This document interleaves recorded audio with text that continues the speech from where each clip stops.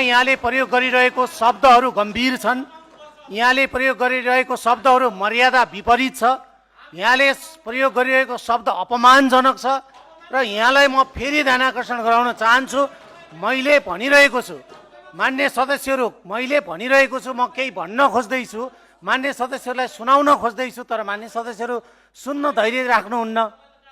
धैर्यता राख्नुहोस् न मान्य सदस्यहरू, धैर्यता राख्नुहोस्। सुन्ने म सुनिरहेको छु, धैर्यता राख्नुहोस्। मैले केही बोल्न खोज्दैछु, मैले केही भन्न खोज्दैछु, मान्य सदस्य धैर्यता नै राख्नुहुन्न।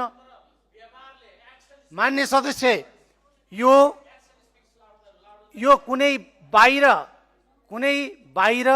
गएर सभामा बोलेको सम्बोधन अथवा बाहिर कुनै ठाउँमा गएर बोलिरहनु भएको होइन। यो प्रतिनिधि सभाको एउटा उच्च सभा हो। मान्य सदस्य,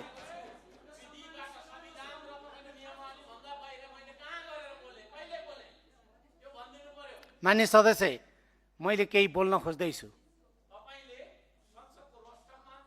मान्य सदस्य सुनिदिनु पर्यो। मान्य सदस्यले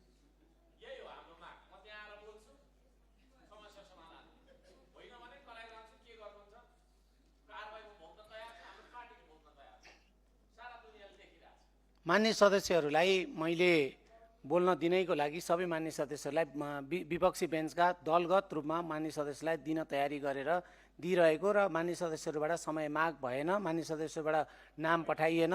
तर पनि म दिने कोसिस गर्थेँ। तर मान्य सदस्यलाई एउटा कुरा ध्यान आकर्षण गराएँ, जति बेला सरकारको तर्फबाट मान्य मन्त्रीबाट मान्य सदस्य, मैले यहाँलाई केही सुनाउन खोज्दैछु।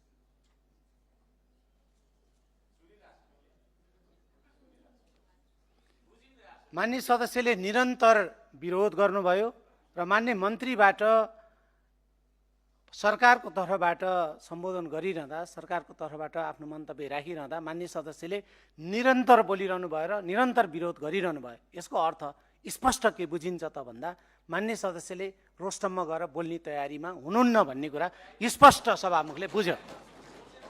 त्यस कारणले म आज मान्य सदस्यहरूलाई समय दिन सक्दिनँ। त्यस कारणले सभा अगाडि बढाउन चाहन्छु। मान्य सदस्यहरू, राष्ट्रपतिको कार्यालयबाट पत्र प्राप्त भएको छ। सोको बेहोरा म पढेर सुनाउँछु।